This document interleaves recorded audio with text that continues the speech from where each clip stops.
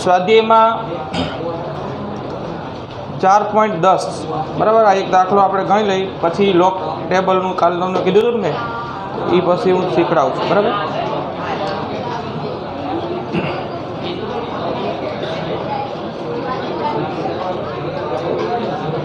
बिल्कुल पहला आजूबाजू बात बंद कर दो। क्लास चालू थाय एटले आजूबाजू जे बात सतत चालू होय छे ई बिल्कुल बंद करी देवी पड़े। पहला आ स्टेप छे तो अहींथी कंई कहेवामां आवे ने संभळाय व्यवस्थित। बुक में पेज नंबर 86 पर 4.10 बराबर 10मो दाखलो जो रकम आ मुजब है ए प्रमाणे पहला आपणे आकृति तैयार करिए।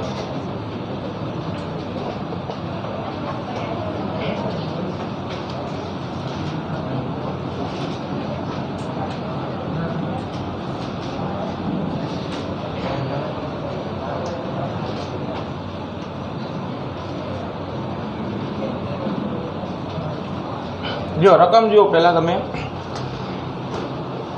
एक खुला मैदान में एक कार चालक एवो रस्तो पकड़े छे कि जे दरेक 500 मीटर अंतर काप्या बाद डाबी बाजू 60 अंशना खूणे वळांक ले छे।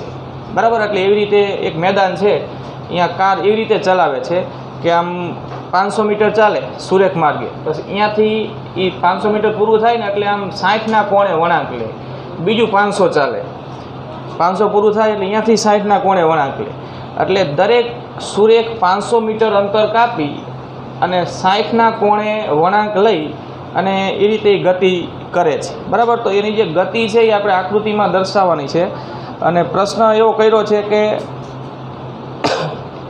एक वळांकथी शरू करी कार चालक त्रीजा छठ्ठा अने आठमा वळांक पासे ए ज्यारे पहोंचतो होय आ गति दरमियान त्यारे एना स्थानांतर शोधवाना छे एनी पथ लंबाई पण शोधवानी छे। बराबर एटले आपणे 3 वळांक पासे स्थानांतर अने पथ लंबाईना मूल्यो शोधवाना छे।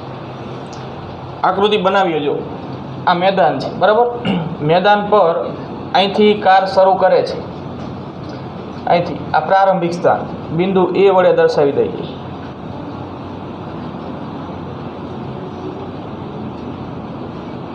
આ પ્રારંભિક સ્થાન હવે જો ધ્યાન આપો आ प्रारंभिक स्थान थी एने आ दिशा में गति शुरू करी 500 मीटर अंतर सुधी कई वळांक लेतो नथी। 500 मीटर अंतर सुरेख कापे छे। बराबर रकम में आपन गतिनुं वर्णन करेलुं छे ए मुजब आकृति दौरवी पड़शे पहला एटले અહીંથી आ अंतर एने काप्युं 500 मीटर।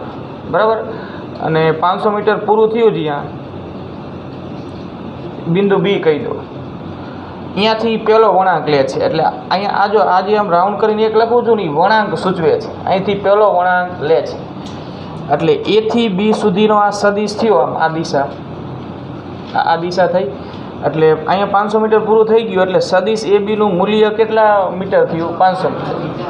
हवे અહીંથી ई 60 ना कोणे वळांक ले छे। 60 ना कोणे एटले के जो आ मूळ दिशा आ हती एनी अने અહીંથી वळांक आम 60 ना कोणे ले एटले हवे ई आम जाय એટલે આ દિશા અને એને આ વળાંક લીધો આ ખૂણો કેટલા અંશનો થયો 60નો। બરાબર આ પણ વાત આપણે કરી હતી ને દિશાઓ વચ્ચેનો ખૂણો આ એ મૂળ દિશા થઈ એ બી એ થી બી તરફ અને અહીંથી એને 60ના કોણે આમ વળાંક લીધો એટલે આ ખૂણો 60 અંશનો થયો। બરાબર અને 60ના કોણે વળાંક લઈને ફરી પાછો એ કેટલા મીટર ચાલે 500 મીટર એટલે અહીંયા 500 મીટર પૂરું થયું। દરેક બાજુ 500 મીટર સુરેખ ચાલે છે વળાંક લીધા બાદ ફરી પાછું 500 મીટર અને आ बिंदु सी कही दो अँ 500 मीटर पूरु थयुं एटले आ सदिश बी सी नुं मूल्य पण केटलुं थाय 500 मीटर। बराबर અહીંથી એને પહેલો વળાંક લીધો આ એક રાઉન્ડ કર્યું એ પહેલો વળાંક સૂચવે। અહીંથી હવે એ કેવો વળાંક લેશે બીજો વળાંક 500 મીટર પૂરું થઈ ગયું બાદ બીસીની દિશા આ છે આ બીસી જો અહીં વળાંક ન લીધો તો આમ સીધે સીધો જાત પણ 500 મીટર પૂરું થાય ને અહીંયાથી વળાંક લે છે કેટલા કોણે વળાંક લે છે ફરી પાછો 60ના કોણ એટલે આ દિશા સાથે 60નો ખૂણો બનાવે એવી દિશામાં એ વળાંક લે। આ ખૂણો પણ કેટલા અંશનો 60નો। બીસીની દિશા આમ હતી અહીંયાથી આમ 60ના ખૂણે વળાંક લીધો। બરાબર ફરી કેટલું ચાલવાનું 500 મીટર। डी नाम आपी दो आ 500 पूरुं थयुं तो सदिश सी डी નું મૂલ્ય પણ 500 મીટર। ડી પાસે પહોંચ્યા બાદ એ કેટલામાં વળાંક લેશે? ત્રીજો વળાંક. જો અહીંથી પહેલો વળાંક લીધો, અહીંથી બીજો વળાંક લીધો, અહીંથી હવે ત્રીજો વળાંક, અહીંથી ત્રીજો વળાંક લે એટલે અહીંયા 60ના કોણે વળાંક જ લે છે. એટલે આ થયું સી ડીની દિશા. અહીંથી એ 60ના કોણે વળાંક લે છે. આ ખૂણો પણ કેટલા અંશનો આપ્યો છે? 60નો. આમાં કેટલું ચાલવાનો? 500. દરેક વખતે એ સૂર્ય 500 મીટર ચાલે છે. ડીઈ નામ આપી. આ સદિશ ડીઈ નું મૂલ્ય પણ 500.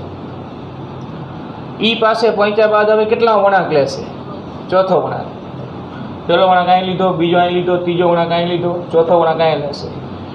60ના કોણે જ લેશે, બરાબર. એટલે આ દિશા ડીઈની દિશા, અહીંયાથી 60ના કોણે વળાંક, ડાબી બાજુ વળાંક લેવાનો દરેક. એટલે આમ આમ વળાંક નહીં લેવાનો, આમ અહીંથી આમ, આ રીતે. એટલે આ ડી એફ કહી દો. આ એફનું મૂલ્ય પણ કેટલું? 500. હવે એફ પાસે પહોંચ્યા બાદ કેટલા વળાંક લેશે? 5મો, ડાબી બાજુ આમ. આ એફની દિશા સાથે 60નો ખૂણો બનાવે એવો વળાંક લે.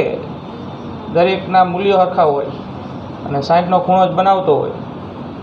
અહીંયા પણ આ ખૂણો, આ ખૂણો 60નો, અહીંયા 60ના ખૂણે વળાંક લીધો, અહીંયા 60ના ખૂણે, અને આ મીટર, આ અંતર ગણો 500 મીટર પૂરું થાય તો એ પર આવે એનું 6, બરાબર. આવી બંધ વક્ર તૈયાર થઈ જાય. અને આ દિશા, અને અહીંયા ખૂણો કેટલો થવાનો? 60. આવું થાય. એટલે આખું એક રાઉન્ડ પૂરું થાય, આમ બંધ આકૃતિ તૈયાર થાય. એ દરમિયાન આખી આકૃતિ ષષ્ઠકોણ બની કહેવાય, બરાબર. આવું થાય. તમે માપીને મૂકો ને, એક્ઝેક્ટ ખૂણા પણ માપીને મૂકો ને, અંતરે માપીને મૂકો, આમ સ્કેલ માપ લઈને, તો એક્ઝેક્ટ આવો ષષ્ઠકોણ તૈયાર થાય. આકૃતિ પહેલાં સમજવી પડે. આટલી વાત સમજે ને, પછી આગળ જવાબ મળશે આપણને. પહેલો વળાંક કયા બિંદુ પાસે લીધો? બીજો વળાંક, ત્રીજો વળાંક, ચોથો વળાંક, પાંચમો વળાંક, અને અહીંયાથી કેટલા વળાંક? છઠ્ઠો વળાંક. હજી અહીંયા પૂરું નથી થઈ જતું. અહીંયા પહોંચ્યા બાદ હજી આમ નામ ચાલુ રાખે જ છે. તો આ એ પાસે પહોંચ્યા બાદ એને કેટલા વળાંક લીધો કહેવાય? છઠ્ઠો વળાંક. બી પાસે ફરી પાછો આવ્યો, 7મો વળાંક, 8મો વળાંક, 9મો, 10મો, એ રીતે આપણે 8 સુધી જરૂર છે. જો હવે રકમમાં તમને કયા કયા વળાંક પાસે સ્થાનાંતરને પથ લંબાઈ પૂછ્યા છે, તો કે ત્રીજા, છઠ્ઠા અને 8મા. એટલે આપણે જો અહીંથી ગતિની શરૂઆત લીધી છે, આ પ્રારંભિક સ્થાન છે. અહીંથી આ ત્રીજો વળાંક, એટલે કયો બિંદુ આવે? ડી આવે. ત્રીજો, છઠ્ઠો વળાંક પાછો ક્યાં આવે? એ પાસે જ આવે છે. છઠ્ઠો વળાંક ફરી પાછો એ પાસે, અને 8મો સી પાસે. બીજો એ સી પાસે આવે ને 8મો એ ક્યાં આવે? સી પાસે. તો હવે આપણે દરેક વળાંક માટે સ્થાનાંતર પથ લંબાઈના મૂલ્યો શોધવા છે. પહેલાં ત્રીજા વળાંક માટેની વાત કરો.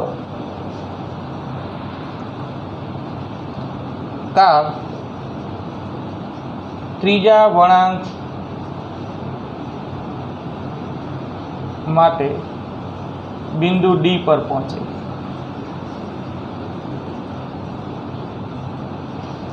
ડી પર પહોંચે છે, બરાબર. તો હવે જો આ બિંદુ ડી એ અંતિમ સ્થાન ત્રીજા વળાંક માટે, ત્રીજા વળાંક સુધીની જ વાત કરવાની છે, અને એ પ્રારંભિક સ્થાન, અહીંથી ગતિ શરૂ થઈ હતી.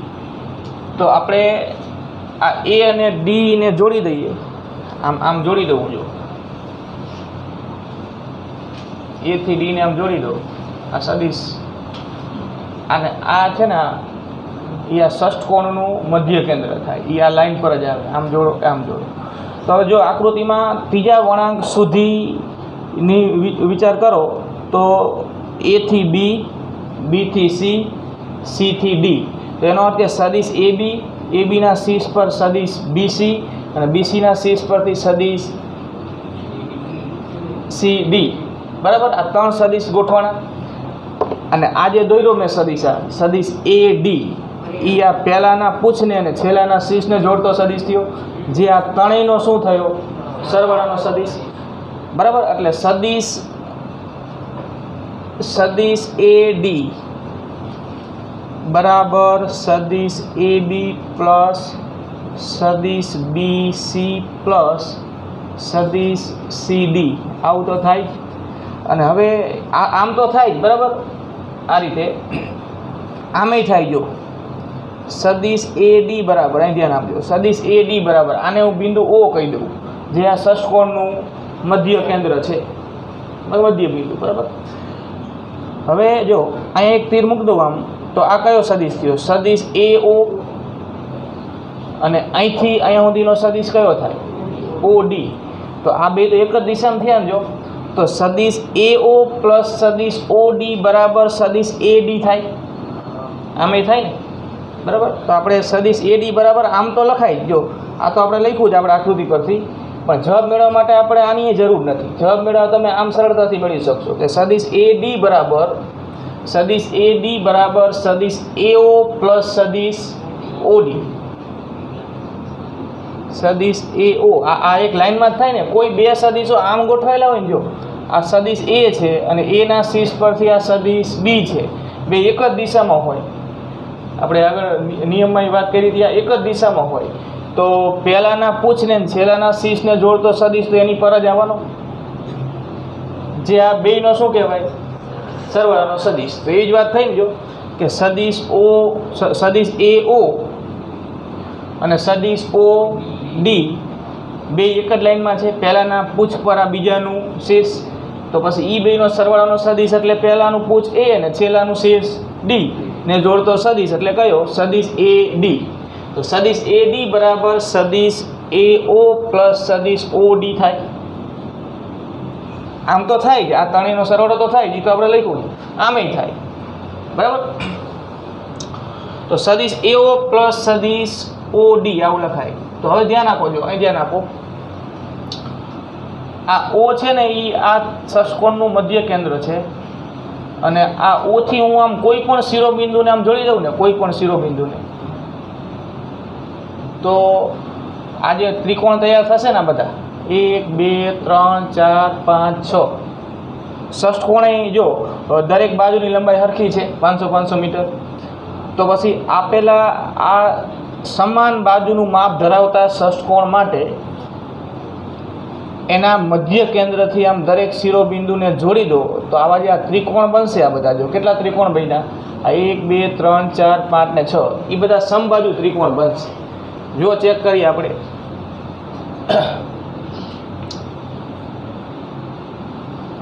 અહીંથી આમ જોડી દો આમ બરાબર. આ માપ 500 છે, આ માપ 500. જો ધ્યાન આપો, આપણે ખૂણા પરથી ચેક કરીએ. આ ખૂણો 60 છે, આ ખૂણો કેટલો છે? 60 છે. આ ખૂણો કેટલો છે? 60 છે.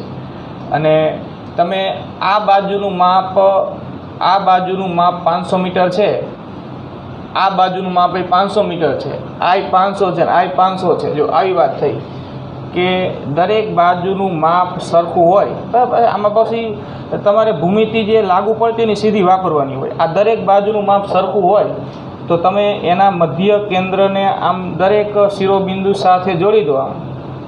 આમ દરેક શિરોબિંદુ સાથે જોડી દો, તો આ જે ત્રિકોણ બનશે ને, આવા બધા આ જે ત્રિકોણ બન્યા એ સમબાજુ ત્રિકોણ થાય. સમબાજુ ત્રિકોણ થાય એનો અર્થ કે આ એક બાજુનું માપ જેટલું હોય ને એટલું જ આ બાજુનું માપ હોય, એટલું જ આ બાજુનું માપ હોય. હવે આ તો આપણને કેટલા મીટર આપ્યું છે? 500. તો આ 500 થાય, આ 500 થાય. આ નીચેના ત્રિકોણ માટે વાત કરો તો આ 500, આ 500 ને આ પણ 500. આ બધા બાજુના માપ કેવા થશે? સરખા બરાબર. તો હવે જો આ 500 છે, તો આ 500 ને આ 500, એવી રીતે આ નીચેનો આ ત્રિકોણ જો આવ્યો 500, આ 500 થાય ને આ કેટલું થાય? 500 થાય. તો એનો અર્થ કે સદિશ એ ઓનું મૂલ્ય 500 થાય અને સદિશ ઓ ડીનું મૂલ્ય પણ 500 થાય. આપણે મૂલ્ય કોનું શોધવું છે? સદિશ એ ડીનું. તો આ 500 ને આ 500 કુલ મૂલ્ય કેટલું થયું? 1000. એટલે સ્થાનાંતરનું મૂલ્ય આ પહેલા પ્રશ્નમાં સ્થાનાંતરનું મૂલ્ય કેટલું થશે? 1000 થશે. સ્થાનાંતરનો અર્થ તો પ્રારંભિક અને અંતિમ સ્થાન વચ્ચેનું મિનિમમ અંતર બરાબર. પ્રારંભિક સ્થાન એ છે અને અંતિમ સ્થાન ડી છે. તો એ થી ડી સુધીનું અંતર પૂછ્યું છે આપણને, સ્થાનાંતરનું મૂલ્ય. તો ટૂંકમાં આ બધા 500 માપ જ થાય. જો આ બધા 500 છે ને, તો આ દરેક શિરોબિંદુથી દરેક શિરોબિંદુનું મધ્ય કેન્દ્રથી અંતર 500 થાય.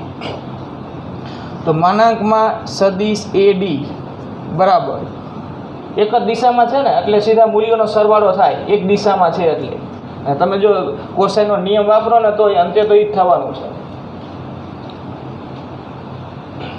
આ વાત છે. જો આમ હોય ને, આ સદિશ A અને આ સદિશ B, તો પછી આ સદિશ A અને સદિશ B ના સરવાળાનો સદિશ R આમ મળે. તો અહીંયા સદિશ R બરાબર સદિશ A પ્લસ સદિશ B લખો છો, પણ સદિશ R નું મૂલ્ય બરાબર એનું મૂલ્ય પ્લસ B નું મૂલ્ય સીધું લખાય નહીં. અહીંયા ન લખાય, કેમ કે આ બે એક દિશામાં નથી. જો સદિશ A અને સદિશ B એક જ દિશામાં હોય, આકૃતિ પરથી તમે જવાબ આપી શકો, એક જ દિશામાં હોય, તો આ બેનો પરિણામી સદિશ ક્યાં આવે? એની પર જ આવે ને. એના પૂછથી બીના શીર્ષને જોડતો સદિશ તો આની પર જ સંપાત થાય. એટલે આમ અલગથી દોરું અહીંયા ઉપર. જો તો એના પૂછથી બીના શીર્ષને જોડતો સદિશ R, જે A અને B ના સરવાળાનો સદિશ, એ આની પર જ હોય એમ. બરાબર, આપણે આમ દેખાય એટલા માટે ઉપર દોર્યો. તો આ R ની લંબાઈ જે થાય, R નું મૂલ્ય કહેવાય. તો R નું મૂલ્ય સીધું જ A નું મૂલ્ય પ્લસ B નું મૂલ્ય લખાય. બરાબર ને? આવું ક્યારે લખાય? તો કે બે સદિશો એક જ દિશામાં હોય ત્યારે તમે સદિશ A અને સદિશ B ના સરવાળાના સદિશ R નું મૂલ્ય બંને સદિશોના મૂલ્યોના સરવાળા તરીકે સીધું લખી શકો. પણ જરૂરી છે કે બેની દિશા કેવી હોય? એક જ. દિશા એક ન હોય તો સીધો મૂલ્યનો સરવાળો થાય નહીં. તો અહીંયા વાત એ જ થઈ ને. જો આ સદિશ AO પ્લસ સદિશ OD બરાબર સદિશ AD. અહીંયા AO ની દિશા અને OD ની દિશા એક જ થઈ. તો પછી સદિશ AD બરાબર સદિશ AO પ્લસ સદિશ OD એક જ દિશામાં હોય તો આ બેના મૂલ્યોનો સરવાળો એટલે AD નું મૂલ્ય કહેવાય ડાયરેક્ટ. એટલે આપણે આમ લખી શકીએ, માન સદિશ AO પ્લસ માન સદિશ OD. બરાબર. તો હવે મૂલ્ય 500 બેના, એટલે સ્થાનાંતરનું મૂલ્ય કેટલું થશે? 1000. એટલે આ AD નું મૂલ્ય એ જ સ્થાનાંતર થયું. માટે સ્થાનાંતરનું મૂલ્ય એટલે કે માન સદિશ AD બરાબર આ AO નું મૂલ્ય 500 અને OD નું મૂલ્ય 500, એટલે કુલ થશે 1000 મીટર. બરાબર. આ જવાબ. હવે પથ લંબાઈ એટલે કુલ માર્ગની લંબાઈ, જે માર્ગે ગયો હોય ને એ પદાર્થથી કુલ માર્ગની લંબાઈ. તો એમાં દિશા નહીં જોવાની, એમાં તો અંતર જ ગણવાનું હોય. તો એથી આ ત્રીજા વળાંક પાસે પહોંચી કાર, ત્યાં સુધીમાં એને કેટલું અંતર કાપ્યું? તો કે A થી B, B થી C અને C થી D. 500 500 500 1500. પથ લંબાઈ કેટલી થાય? 1500. સમજો છો ને વાતને? વાત આપણે ભણી ગયા આગળ એ છે, પ્રારંભિક સ્થાન અને અંતિમ સ્થાન વચ્ચેનું મિનિમમ અંતર, એ સ્થાનાંતર આપણે શોધ્યું. આ પથ લંબાઈ, આ માર્ગની લંબાઈ. તો પથ લંબાઈ બરાબર અંતર AB, સદિશ AB નહીં, ખાલી શું લખવાનું? AB મૂલ્ય માત્ર, પ્લસ BC પ્લસ CD. તો પથ લંબાઈ બરાબર 500 પ્લસ 500 પ્લસ 500, એટલે કુલ થશે 1500. બરાબર. હવે કયા વળાંક માટે પૂછ્યું? બીજું આ ત્રીજા વળાંક માટેની વાત પૂરી. હવે તો છઠ્ઠો વળાંક તો ક્યાં આવી જાય? જો A પર. તો એનો અર્થ કે પ્રારંભિક અને અંતિમ સ્થાન કેવું થઈ ગયું? એક જ. સ્થાનાંતર શૂન્ય થાય. પથ લંબાઈ થાય 500 500 500 500 500 500 3000. બરાબર. એમાં તો આમ મૂલ્ય જ ગણવાના. એટલે લખીએ. જો બીજો પ્રશ્ન આવો કર્યો છે કે કાર છઠ્ઠા વળાંક પાસે બિંદુ A પર પહોંચે. છઠ્ઠા વળાંક પાસે બિંદુ A પર પહોંચે, બરાબર. તો આપણે કારણ આપીશું કે પ્રારંભિક સ્થાન બરાબર અંતિમ સ્થાન થાય છે. પ્રારંભિક સ્થાન બરાબર અંતિમ સ્થાન. તો પ્રારંભિક સ્થાન બરાબર અંતિમ સ્થાન માટે સ્થાનાંતર શૂન્ય. અહીંયા કંઈ બીજું કંઈ લખવાનું આવતું નથી. માટે સ્થાનાંતર બરાબર 0 મીટર. પથ લંબાઈ બરાબર જો AB plus BC plus CD plus D plus EF plus FA, બરાબર. એ પર પાછા આવવાનું ને, એટલે આ બધા છે એ 500 છે. 500 પ્લસ 500 પ્લસ 500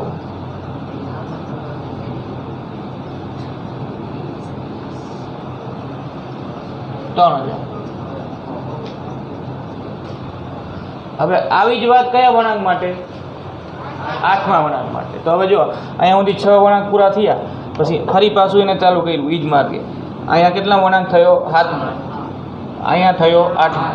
એટલે 8મો વળાંક C પાસે, પહેલી વખત C પાસે પહોંચે ત્યારે બીજો વળાંક, બીજી વાર પહોંચે ત્યારે 8મો. એટલે આપણે 8મા વળાંક માટે આવી જ વાત કરવી છે.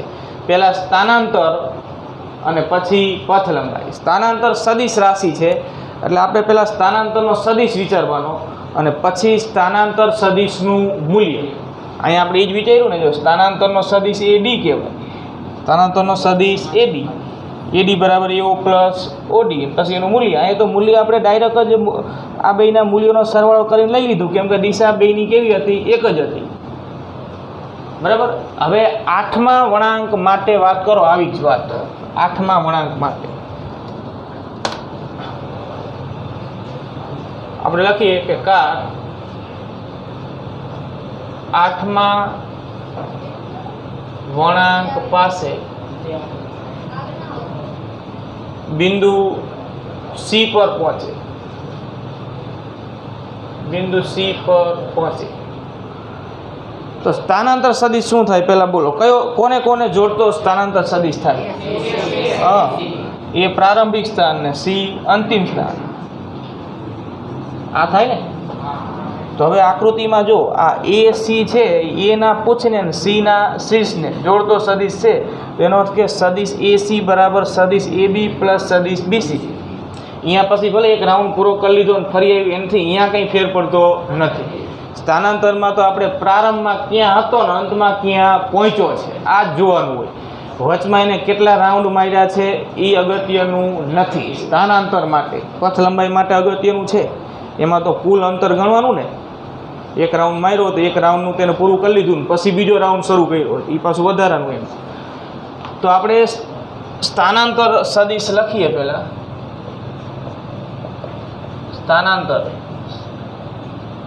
સ્થાનાંતર સદિશ AC બરાબર ત્રિકોણના નિયમ પરથી લખી શકાય કે સદિશ AB પ્લસ સદિશ BC. જો હવે ધ્યાન આપો. હવે આપણી પાસે કોસાઇનનો નિયમ છે, આપણે ભણી ગયા. અહીંયા લખ્યો છે, જો હજી આ છે ને. અહીંયા આપણે સદિશ A અને સદિશ B એવા નામ આપ્યા હતા અહીંયા, એટલે એ પ્રમાણે સૂત્રનું સ્વરૂપ હોય ને. અહીંયા સદિશ AB અને સદિશ BC, એટલે સદિશ A ની જગ્યાએ સદિશ AB છે, એ સૂત્ર લખ્યું, અને સદિશ B ની જગ્યાએ સદિશ BC છે, અને સદિશ R ની જગ્યાએ સદિશ AC છે. તો જેમ R નું મૂલ્ય લખાય ને એ રીતે આમ હતું ને, સદિશ R બરાબર સદિશ A પ્લસ સદિશ B હોય તો સદિશ R નું મૂલ્ય આ રીતે આપણને મળ્યું, બરાબર. કોસાઇનનો નિયમ આપણે આ સૂત્રનું નામ આપ્યું છે, જ્યાં થીટા એ આ બેનો જેનો સરવાળો થયો છે ને એ બે વચ્ચેનો ખૂણો છે. તો આપણે આ સ્થાનાંતર સદિશ AC નું મૂલ્ય શોધવું છે, તો સૂત્ર પહેલાં બનાવવું છે. બોલો, સદિશ AC નું મૂલ્ય એટલે માનાંકમાં સદિશ AC તમે જ્યારે સદિશના નામ એના પૂછ અને શીર્ષના બિંદુઓના નામને અનુરૂપ આપ્યા હોય ને ત્યારે આ રીતે લખાય. અહીંયા આખા સદિશને આપણે આર કહી દીધું. એ તો સમજો ને તમે કે આ સદિશ આર છે, સદિશ આર એનું આ સદિશ આર છે અને આ પૂછને પી અને ક્યુ કીધું હોય તો સદિશ આર બરાબર સદિશ પી ક્યુ એમ કહેવાય. અહીંયા આપણે જે નામ આપ્યા ને આ રીતે છે, સદિશ પી ક્યુ એમ એ રીતે. બોલો શું લખવું એમ? કોઈને ઊભા થઈને વ્યવસ્થિત બોલવું હોય તો બોલી શકે. મૂળ સૂત્ર અહીં લખેલું છે, આકૃતિ છે. અહીંયા મારે માન સદિશ એસી બરાબર લખવું શું? બોલો સાચું ખોટું પડે એમાં કંઈ બોલું નથી, બરાબર? એ તો પડે પણ બોલવું અગત્યનું છે.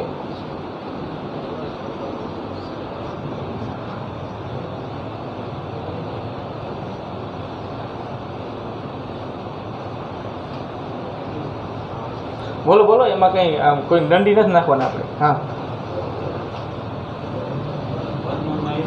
હા, વર્ગમૂળમાં AB સ્ક્વેર BC સ્ક્વેર બરાબર છે plus 2AB BC cos theta બરાબર, cos થીટા. સમજીએ વાતને? એનું મૂલ્ય તો આ એની જગ્યાએ કયો સદિશ છે? સદિશ એબીના મૂલ્યનો વર્ગ, બીસીના મૂલ્યનો વર્ગ પ્લસ 2ABનું મૂલ્ય ગુણ્યા બીસીનું મૂલ્ય ગુણ્યા cos થીટા. જ્યાં થીટા એટલે જે બેનો સરવાળો થયો છે એ બે વચ્ચેનો ખૂણો. આ સૂત્ર અગત્યનું છે આ, બરાબર? તો હવે જો આપણી પાસે એબીનું મૂલ્ય છે, આમાં છે એબીનું મૂલ્ય છે જ ને, આ બધા 500 500 જ છે. એબીનું મૂલ્ય 500, બીસીનું મૂલ્ય 500 એટલે એબી અને બીસીના મૂલ્યો છે. થીટા એટલે એબી અને બીસી વચ્ચેનો ખૂણો છે 60 અંશ. તો મળી જાય એવો જવાબ આપણે, મળી જાય ને? તો આ જ સદિશ એસીનું મૂલ્ય એટલે સ્થાનાંતર સદિશનું મૂલ્ય. તો આ 500નો વર્ગ એબીનું મૂલ્ય એટલે બીસીનું મૂલ્ય પણ 500 એટલે 500નો વર્ગ પ્લસ 2 ગુણ્યા 500 ગુણ્યા 500 અને cos થીટા એટલે cos 60 હે શું અડધું આમાં ને અહીં તત્વ તો સમજી લેવાનું એટલું. પછી જોવો ત્યારે ખ્યાલ આવી જાય ને ક્યાં સુધી આવે છે, અહીંયા સુધી જ આવે.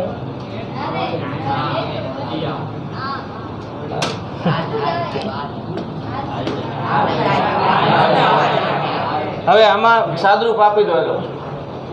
આગળ AC શોધી નાખો. cos 60ની કિંમત થાય 1/2.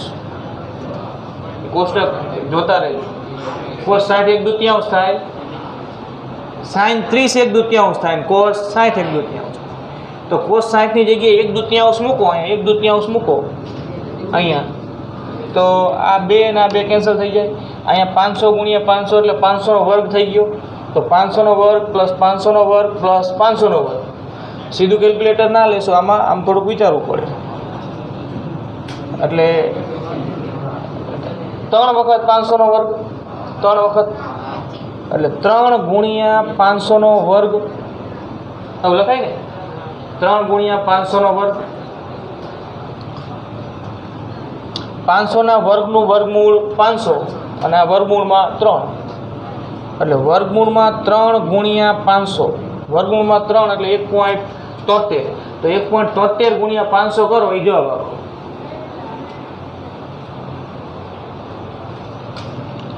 ત્રણનું વર્ગમૂળ કાઢો એ મળે કેલ્ક્યુલેટરમાં.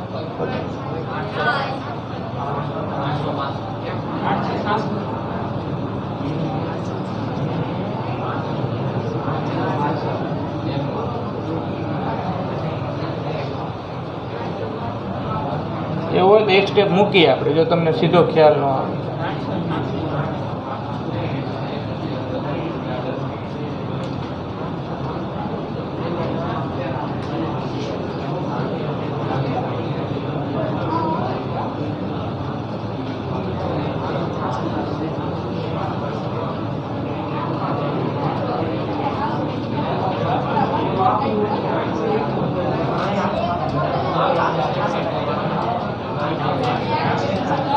પથ લંબાઈ કેટલી? પથ લંબાઈ 4000. જો એક રાઉન્ડ પૂરું થયું એ તો કેટલું આવ્યું હતું આપણી પાસે? 3000. અને બીજું વધારાનું 500 અને 500 એટલે 4000 થાય ને. એટલે એ તમે આમ આવી રીતે લખી દેજો, બરાબર. AB plus BC plus CD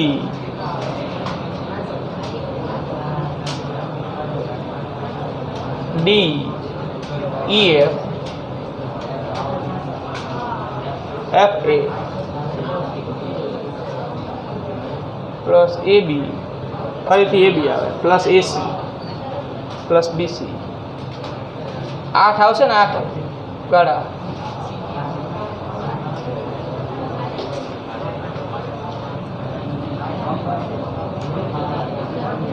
આ કેટલું આવ્યું? 866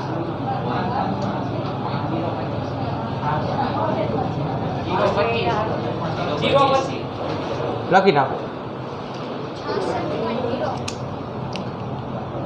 આ બાજુનો આટલું લખાઈ ગયું, આ બાજુનું એટલું કાઢું છું, બરાબર.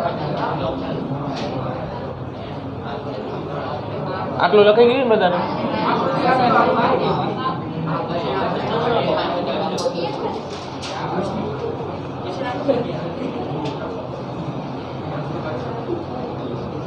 લખો, ચાલો.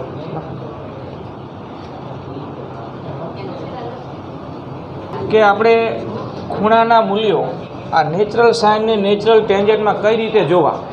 એટલે પહેલાં તમે આ તમારી પાસે જે છે ને ટેબલ, એમાં નેચરલ સાઇન ઉપર લખ્યું હશે, એ પેજ કાઢો. નેચરલ સાઇન, બરાબર.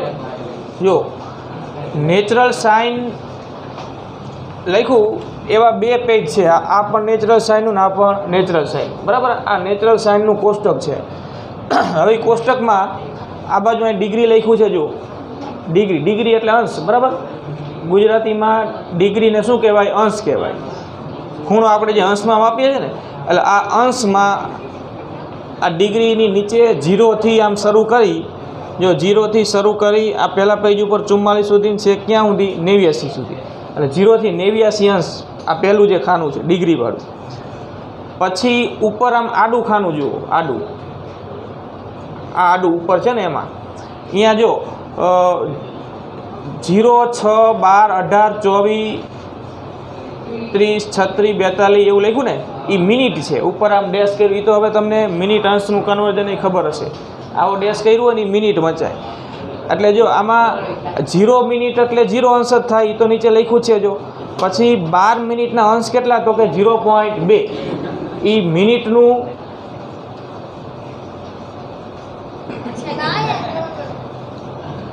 આમાં એ મિનિટનું શામાં કન્વર્ઝન છે? અંશમાં, બરાબર. પછી 18 મિનિટના 0.3 અંશ, એટલે ઉપર આમ ડેશ કરીને આંકડા લખાય મિનિટની, એની નીચે જે આંકડા લખ્યા ને 0.1, 0.2, 0.3, એ એટલી મિનિટના શું છે? અંશ છે. અંશનું મિનિટમાં કન્વર્ઝન એ તમને આવડતું હશે, કરો એટલે એ મળી જાય. હવે જો આ રીતે આ કોષ્ટક તમારી પાસે છે, અને આવું કોઈ આપણી પાસે દાખલામાં ક્યાંક આવી જરૂરિયાત ઊભી થઈ કે sin 41 અંશ બરાબર આવું આવ્યું, sin 41 અંશ, અને આનો જવાબ આપણે અહીં આપવો છે. તો હવે આપણે તો જે કોષ્ટક તમે જે યાદ રાખેલું છે ને, જે 10મા ધોરણમાં, એ તો એમાં તો તમે આટલા જ મૂલ્યો જાણો છો ને, કે 0, 30, 45, 60 ને 90 બધું કદાચ 180 સુધી જાણતા હોય સાઇન, કોસ અને ટેન માટે. પણ વચ્ચેના કોઈ આવા ખૂણાના મૂલ્યો હોય તો એ આપણને કંઈ યાદ હોય નહીં. એના માટે આ કોષ્ટક વાપરવું પડે. જેમ કે sin 41 અંશનું મૂલ્ય આપવાનું થયું, sin 41 અંશનું, તો sin 41 અંશનું મૂલ્ય આપવા માટે આ કોષ્ટક કાઢવાનું. પહેલાં આ ડિગ્રી એટલે અંશ, એમાં 41 અંશ, નેચરલ સાઇનના કોષ્ટકમાં 41 અંશ જુઓ, 41 અંશ છે ને. હવે 41 અંશ છે ખાલી, ઉપર કંઈ મિનિટ નથી, એટલે મિનિટ તો 0 કહેવાય. 41 અંશ ને મિનિટ કેટલી? 0. મિનિટ ન આપ્યું એટલે 0 મિનિટ એમ. તો 41 અંશ અને 0 મિનિટ માટે તો આ 41 અંશ, આ 41 અંશ જોયા ને બધા પહેલાં અહીંયા. હવે અહીંયા મિનિટ જુઓ, 0 મિનિટ, તો 41 અંશ અને 0 મિનિટ માટે કયો આંકડો સામે આવ્યો? 65 61. હવે એ જે બધા આંકડા ખરા ને આ બધા આ 65 61 જવાબ છે એનો, તો આ કંઈ આખો આંકડો આ સંપૂર્ણ નથી. આ બધા આંકડા 0 પોઈન્ટ પછી ગણવાના. જો અહીંયા આગળ પોઈન્ટ કરેલો સરખું જુઓ, આગળ પોઈન્ટ છે ને એટલે 0 પોઈન્ટ પછીનો આંકડો છે અને એ લાઈનમાં આવતા બધા જ આંકડા 0 પોઈન્ટ પછીના. તો sin 41 અંશની કિંમત થાય 0.6561. બરાબર. હવે જો sin 41 અંશ અને ઉપર કંઈક મિનિટ આપણને આપેલી છે. ધારો કે sin 41 અંશ અને 24 મિનિટ આવું છે. આ 41 અંશ પૂરા હતા, ઉપર કંઈ મિનિટ નહોતી, તેનો જવાબ આટલો આવ્યો. તો sin 41 અંશ ને 24 મિનિટ હોય તો જો 41 અંશ અને ઉપર મિનિટમાં 24 છે ને, જો 24. જોજો બધા, આમાં જોશો નહીં તો કંઈ ખ્યાલ નહીં આવે. આ 24 41 અંશની લાઈનમાં આમ જાઓ અને 24 મિનિટની લાઈનમાં ઉપરથી નીચે આવો, કયો આંકડો આવે છે?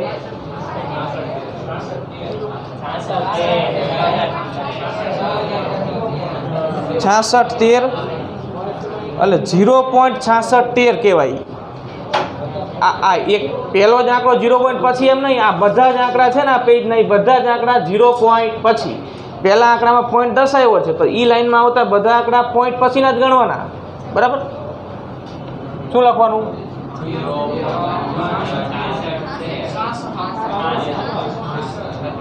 આ જવાબ હા એ હોય. અહીંયા આ પણ ખબર છે અને આ આપણે મેળવવાનું છે. sin 41 અંશ ને 24 મિનિટનો જવાબ કેટલો? એમાં આવું હોય તો આ મૂલ્ય કેટલું? આવી વાત છે. હવે જો આવું હોય sin 41 ઉદાહરણ તરીકે છે, આવો બીજું ખ્યાલ આવી જાય ટૂંકમાં ગમે એ મૂલ્ય માટે. 26 મિનિટ છે તો થોડોક ફરક લીધો આપણે, 2 મિનિટ વધારે લીધી. 41 અંશ પૂરા અને વધારાની 2 મિનિટ. તો જો આપણને આ તો ખબર જ છે કે 41 અંશ અને 24 મિનિટ માટે આટલું છે. આપણે 26 માટે જોઈએ છે, 2 મિનિટ વધારાની આવી ને. હવે ઉપર જો ઉપરના ખાનામાં ક્યાંય 26 છે તો પછી આપણે ઓછું હોય નહીં જોવાનું. જે મિનિટ આપી હોય ને એ કોઈ 2ની વચ્ચે આવતી હોય એમાં ઓછું જોઈ લેવાનું. તો આ 26 કોની વચ્ચે આવે? 24 અને 30ની વચ્ચે ઉપર. એટલે આપણે 41 અંશ તો પૂરા છે જ ને, આ 24 અને 30ની વચ્ચે આવે, 24 ને 30ની વચ્ચે આવે ઉપર મિનિટમાં.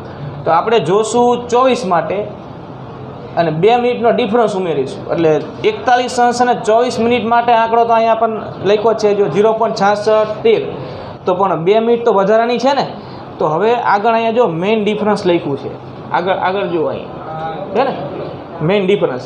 હવે આપણે 41 અંશ અને 24 મિનિટ માટે એ લાઈનમાં આગળ જાઓ, આમ આગળ જાઓ એટલે મેઇન ડિફરન્સમાં અહીંયા જો ઉપર આ 1 મિનિટ 2 મિનિટ 3 મિનિટ 4 અને 8 4 અને 5 અહીંયા સુધી છે ને. તો આપણે કેટલી મિનિટનો ડિફરન્સ ઉમેરવાનો છે? 2. 24 માટે જોયું ને આ 26 હે ને 2નો ઉમેરવાનો થયો. તો મેઇન ડિફરન્સમાં 2 મિનિટ માટે એ લાઈનમાં કયો આંકડો છે? જો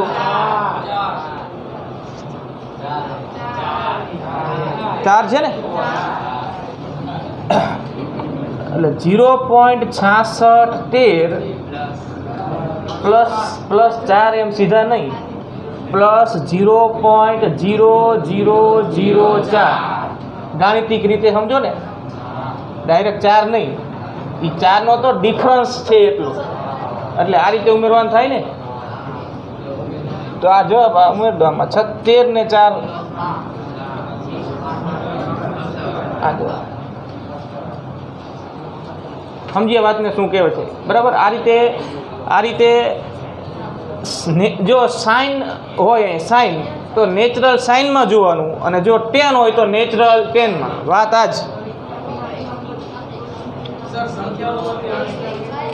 હા એટલે ઉલટું થાય હજી. જો આપણને આ ખૂણા આપ્યા છે ને આ માપ મળ્યું ને, હવે આ માપ હોય ને આ ખૂણો મેળવો તો એમય થાય. પણ પહેલાં આટલું સમજી લો, સાઇન હોય તો નેચરલ સાઇનમાં ગમે એ ખૂણો આપ્યો હોય ને ગમે એટલો મિનિટ ઉપરની વધારાની હોય, તમે મેઇન ડિફરન્સનો ઉપયોગ કરી નજીકનું માપ મેળવી શકો. આવડશે જોતા? આ થોડી પ્રેક્ટિસ થશે એટલે બધું આવડી જ જાય. અને બીજું કે જો આ સાઇનની જગ્યાએ ટેન હોય તો આ જ વાત નેચરલ ટેન્જેન્ટના કોષ્ટકમાં કરવાની. જો એના પછી આમ ફેરવો તો ઉપર લખ્યું છે નેચરલ ટેન્જેન્ટ, એમાં આ જ વાત. જો આ અંશ ઉપર મિનિટ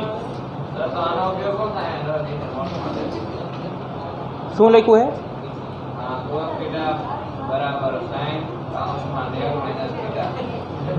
એ તો ત્રિકોણમિતિનું સૂત્ર જ. આપણે કોષ્ટકમાં સાઇનનું ટેનનું બેનું જ આપણે ઉપયોગ કરી શકીશું, કોસનું નહીં. એટલે સાઇનનું હોય એના પરથી કોસનો જવાબ એ મળી જાય. એના માટે ત્રિકોણમિતિના સૂત્રનો ઉપયોગ થાય પછી જ્યાં જરૂર પડે અહીંયા. પણ કોષ્ટક બેના નેચરલ સાઇન અને નેચરલ ટેન એટલે આ જોતા આવડશે આ રીતે. હવે ઉલટું હોય કે આપણી પાસે આ આંકડો હોય અને ખૂણો કેટલો એ નક્કી કરવો હોય તો પહેલાં એ આંકડો શોધવો પડે ને એ કેટલા ખૂણા ને કેટલી મિનિટ માટે છે એ મેળવવું પડે.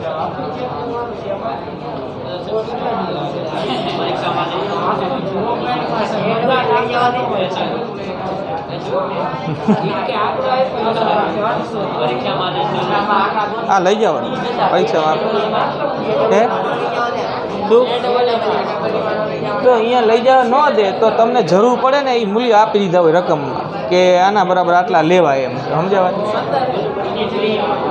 અટકે નહીં એના. હવે જો બીજી વાત, આ તમે આ ખૂણાનું માપ હતું અને આ આંકડો મેળવો અને ઉલટું હોય કે તમારી પાસે આવું આવ્યું કે સાઇન થીટા બરાબર 0.4345, ધારો કે આવો કોઈ આંકડો આવ્યો તો આ આંકડા પરથી આ ખૂણો કેટલો એ નક્કી થાય. પણ એ હવે વાત આવતીકાલે હું કરીશ તમને, બરાબર? પહેલાં આટલું આ થોડુંક સમજી.